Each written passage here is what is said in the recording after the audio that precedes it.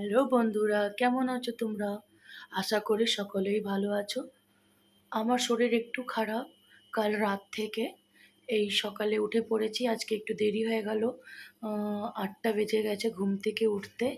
এই এখন একটু ফ্রেশ হয়ে একটু চা খেতে বসেছি।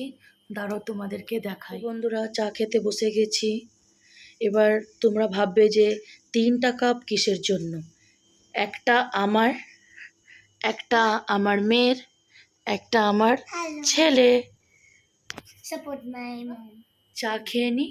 চা খেয়ে নিয়ে তোমাদের সাথে আমি আবার পরে দেখা করছি।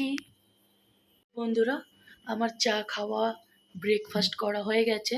আমার একটু গলাটা খারাপ, আমার গলাটাকে একটু ইগনোর করবে। আর গেল সোমবার দিন আমার শাশুড়ি পড়ে গেছিল বাথরুমে স্নান করতে গিয়ে। তো ওষুধ এখানকার আমাদের বালুরঘাটে ডক্টর দেখিয়ে ওষুধ খাইয়ে ভেবেছিলাম যে ভালো হয়ে যাবেন, কিন্তু ব্যথা কমেনি। তো আমাদের এখানে, আমি তো দক্ষিণ দিনাজপুরে থাকি, উত্তর দিনাজপুরের রায়গঞ্জে আমাদের ভালো ডক্টর আছেন। তো ওনাকে দেখাবো, পর ওনার কাছে নাম লেখানো দেখানো খুব কঠিন। তো যোগাযোগ করেছি, তো বলেছে যে কি সে আগে এক্স রে ছবিটা পাঠাতে, তাহলে হয়তো ডাক্তারকে মানে বলবে। তো আমি আজকে শাশুড়ি মাকে নিয়ে এখন এক্স রে করাতে নিয়ে যাচ্ছি। হয়তো আজকে মনে হয় সম্ভবত যেতে পারবো না, কালকে মাকে নিয়ে ডাক্তারের কাছে যাচ্ছে। রেডি হয়ে যাই, তারপরে তোমাদেরকে দেখাচ্ছি আমি মাকে নিয়ে কোথায় যাচ্ছি। ততক্ষণের জন্য আমি রেডি হয়ে গেছি, এখন মাকে নিয়ে যাব এক্স রের ওখানে। তো চলো, তোমাদের সাথে সব কিছু শেয়ার করব। তো মাকে নিয়ে চলে যাচ্ছি এক্স রে করানোর জন্য। মার তো একটু কষ্ট হচ্ছে সিঁড়ি থেকে নামতে, তাও করার কিচ্ছু নেই। মাকে বললাম আপনি একটু আস্তে আস্তে নামেন। আর অলরেডি এই টোটো দাদাকে ডেকে নিয়েছিলাম। তো মাকে বললাম যে মা আমি একটু ধরি, মা বললো না একা একাই চেষ্টা করি, পারবো। তো দাদাকে বললাম যে দাদা একটু টোটোটা ভালো করে চালাবেন, যেন কোনো ভাবে না লাগে কোমরে। তো এই যে বেরিয়ে গেছি আমাদের পুলিশ লাইন কোয়ার্টার থেকে।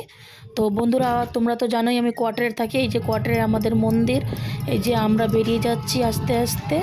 তারপর থেকে নিয়ে আমাদের এই যে মেন গেট সামনেই আছে। আমাদের কোয়ার্টার থেকে বেশিক্ষণ টাইম লাগে না এইখানে আসতে। এই যে পৌঁছিয়ে গেলাম, দেখতেই পারছো তোমরা। তো এবার মাকে আস্তে করে নামিয়ে নিচ্ছি। আর আমি আগে থেকে ফোন করে রেখেছিলাম এখানে, মাকে বসিয়ে রিসেপশানে আমি কথা বলছিলাম। আর এখানকার ব্যবহারটা খুবই ভালো সবারই, এই দিদিরও ব্যবহার খুবই ভালো। আমি মাকে নিয়ে বসে আছি, এখনও নাম্বার আসেনি। তো এই যে নাম্বার চলে আসলো, মাকে নিয়ে যাচ্ছে। আমি অনেক রিকোয়েস্ট করলাম যে আমি একটু যাই, তো আমাকে যেতে বারণ করে দিল, বললো আপনি বাইরে বসে অপেক্ষা করেন, আমরা পরে ডেকে নেব। তো আর করার কিছু নেই, আমাকে বসে থাকতেই হবে। আমি বসে আছি মার অপেক্ষায়। তো এখন মার এক্স রেটা হবে, আর আমি খুব রিকোয়েস্ট করেছি যেন আমার রিপোর্টটা সঙ্গে তাড়াতাড়ি আমি পেয়ে যাই। তো মার হয়ে গেছে, রিপোর্টটাও পেয়ে গেছি। এবার চলে যাব বাড়ির উদ্দেশ্যে। তো আমি আবার একটা টোটো ঠিক করে নিলাম। তো আস্তে আস্তে করে মাকে উঠিয়ে নিচ্ছি টোটোতে, যেন কোনোভাবে কোমরে ব্যথা না লাগে। আর খুব ভালো এখানকার সার্ভিস। তো এবার আমি চলে যাচ্ছি।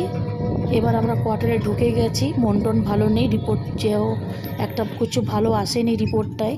তো এই যে আমাদের এখানকার জাগ্রত কালী মা, আমি যেন মাকে বলি যে আমার ফ্যামিলিতে যে এরকম প্রবলেম চলছে যেন সব কিছু ঠিক হয়ে যায়।